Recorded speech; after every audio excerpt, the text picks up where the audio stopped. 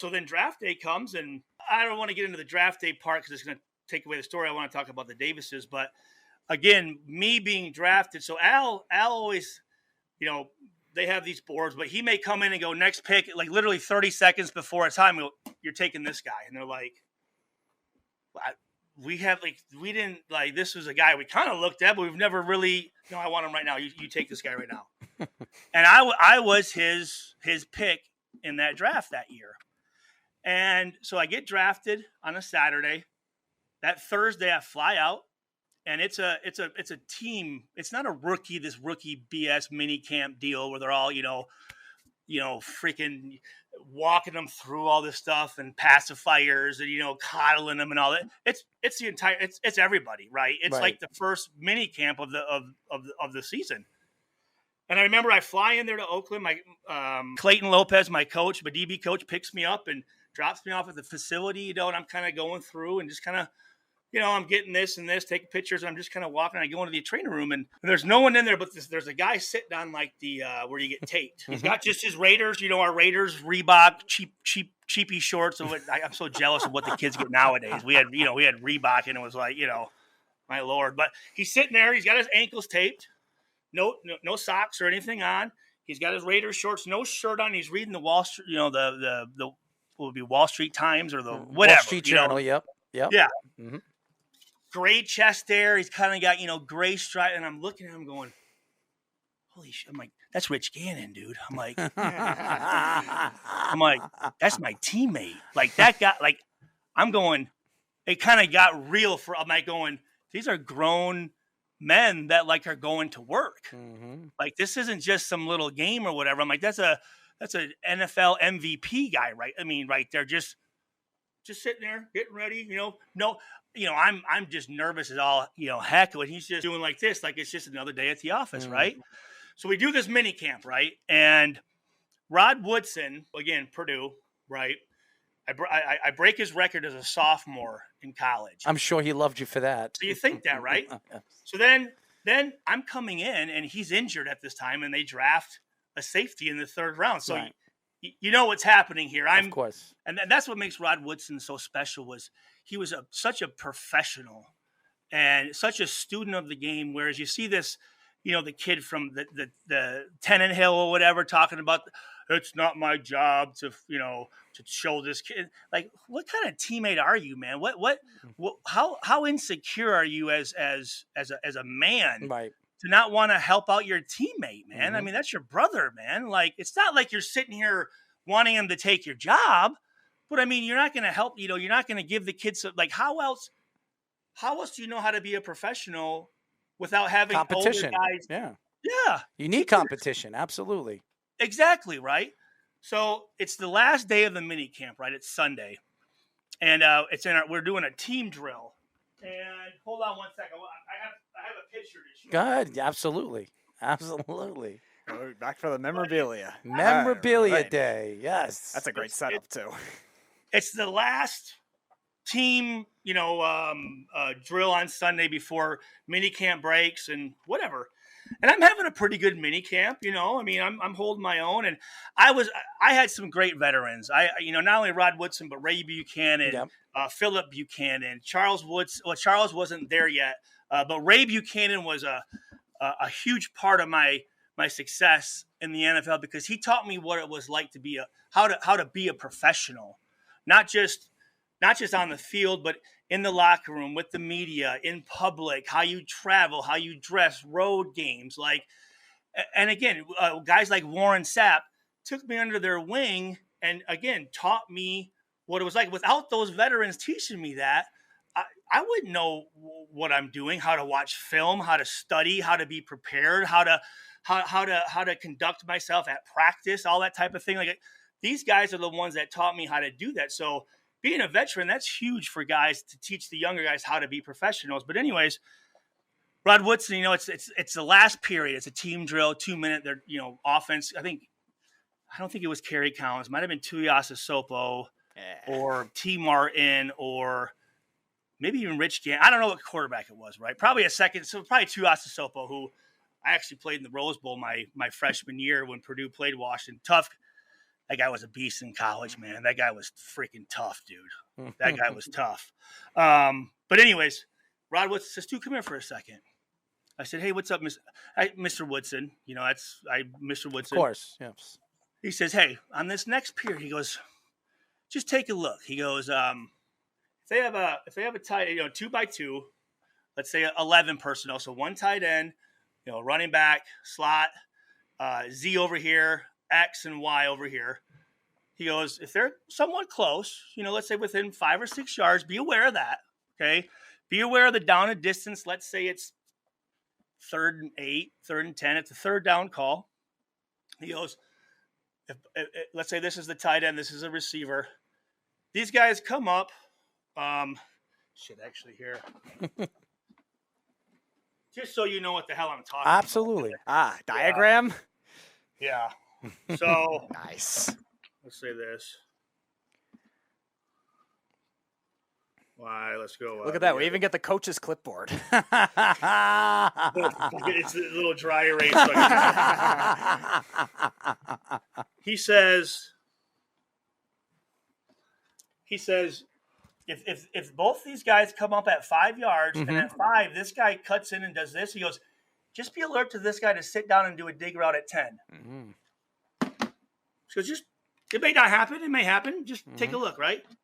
So sure enough, it's 3rd and 8. They're over there. They're driving. It's one of those deals where offense scores, you're off. If defense stops them, camp's done with. Right. So all of a sudden, I see it kind of a close split, and I'm going, okay. And I look at the down and distance, okay. Then I see it's 2x2, 11 personnel. I'm like, okay, this is all kind of lining up here. They both come off the ball. They're both going vertical. I'm going, okay. All of a sudden, the receiver cuts at 5. So I just stop and just move in a little bit. Now, if that tight end goes straight, it's You're a touchdown, done. Yeah, right? Yeah. I just worked myself right into here. Interception. End of camp, right? So then I'm all happy and yeah, and at that point, Al Davis, the whole time I was there, he went to every practice. Right. He went to every practice, and each year it went from him being able to walk, from him needing assistance, to a walker, to a golf cart, and they filmed every period of practice because he'd come in and watch every individual period. He watched everything. Anyways, we break camp, Norv Turner, great guys, see ya, whenever. All of a sudden, Schweigert, Al calls you. Yes, Mr. Davis. So I run over there and he grabs my jersey. He goes, man, you just always seem to find that ball, Schweigert. This is the picture. Nice. And I walked him into the facility, and this is a very special picture for me. Right, of course. Yes. And I'm thinking, this picture is because I had an interception, and it wasn't anything I did. You know what it was? It was Rod Woodson saying, you know what, let me help. And a guy that you'd think, this guy broke my interception record. Now he's taking my job. Did he care? No, he had nothing to prove. He knew how the process of the NFL goes, and shit, it was his time, but he still had the sense to sit there and go, let me help this guy out, right? So a buddy of mine, he said, Stu, I gave him this picture. I signed it. He goes, you think Al Davis would sign this picture? And this was during that summer of my rookie year, a couple months afterwards. I'm like, I've never really how it is kind of with your boss. Right. Like, you talk to your boss, but it's always kind of uncomfortable a little bit too, especially when you're kind of new. So I go up and his secretary was Fudgy. I said, hey, Fudgy, is Al in, And she goes, yeah. I said, do you think he doesn't, and for I guess what I know, he doesn't sign autographs.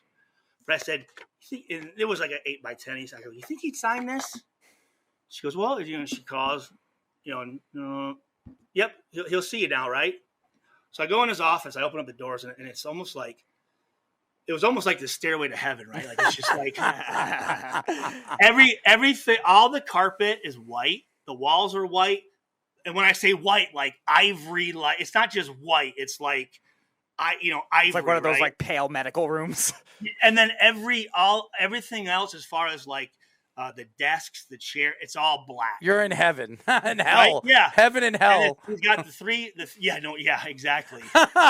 He's got the 3 Super Bowl trophies behind him, right? And he's sitting with and that's the thing. He either wore this black one or the white one, that Raiders, right. starter that you always see him in, right? Like that's what he wore, dude.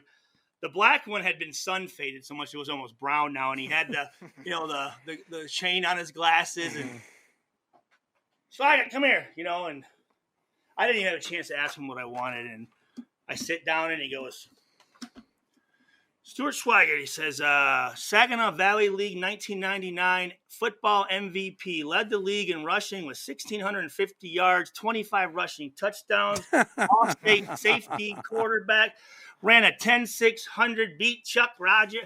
And I'm sitting here like, here's Al Davis who could, knows basically, if you want to know football or been with anybody that has anything to do with like the history of the NFL, this guy knows. And here he is spouting off my high school statistics. And I'm just going, is it cool if you can you sign that, And so he was a man that was very passionate, of course, about it. Obviously, towards the end, was some of the decisions he made probably not the best. I agree, but without Al Davis and his influence in the NFL and what he did and giving players that other teams looked past this, either a first chance or a second chance, he didn't care about any of he did what he wanted to do. And that's what I love is so many of these GMs and front offices and they're just what are they doing? What are they doing? And that's why you see some of these teams, they will purposely in public talk about they like a guy, but they really don't, because Jerry they Jones. know other guys don't do their research and they're just going to pick them because so-and-so wants them. The guys they really want, again, like you never hear anything about it. Right. There's a version of the Buccaneers drafting Bo Jackson when he said he wasn't going to go there anyway. I don't know if I know that story. Yeah, in 1983 or whenever he was drafted, he publicly said, "I'm not going to the Buccaneers." And then they still drafted him anyway. You mean Bo Jackson said that? Bo Jackson, yeah. He made it, add him into the team. See, I don't mind it from him, but like John Elway and Eli Manning, get out of here with that crap. You freaking pansy. Tell it, say it, tell him how it is. Tell him how it is.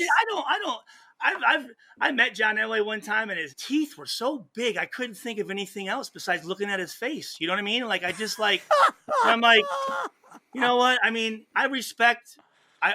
Here's the other thing too is being in Oakland. I had the opportunity. Guys like Willie Brown, very close friend of mine. Rest R.I.P. Willie Brown.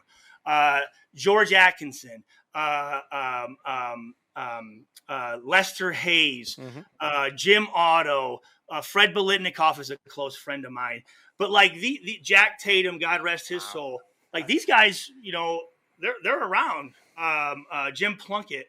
And one thing Willie Brown taught me, which I had a general respect for the guys that came before me already, but during that mini camp I talked about, the very first, after I think the first, the rookies were Willie Brown was kind of like our liaison, kind of our coach between coaches or whatever, guy you could go to and you knew like he wasn't really a coach, so you didn't really, you could talk freely with him. He said, and it was the rookies, I think there was like 8 of us or 9 of us, he said, put down your pads, put down your helmet, this playbook, it doesn't mean anything. He says, and he had this like Raiders yearbook or Raiders history or whatever. And he said, here's what you need to study, guys. He goes, for one, the guys that made the Raiders famous and won 3 Super Bowls. Not only know who those guys are, but what they had to do that, right? Mm-hmm. So you have an idea of what it is to be a baller in the NFL. Some of these guys, it's like, yo, man, I'm balling. It's like, do you even know what that means? Like, who are you comparing yourself to? Like, you know what I'm saying? Like, the guys on your team who suck anyway. So, like, or are you comparing it to, like, Hall of Fame guys, right? And he said, secondly, these guys are going to be around here. And he goes, you go up and you pay your respects to them. And I thought, how embarrassing would it be for me to be up in Napa Valley at camp, and I'm a safety, right? And here's Jack Tatum watching practice, and I don't say anything to the guy. You know what I mean? How disrespectful Absolutely. So I always learned to make sure to know who the guys were, because again, these are legends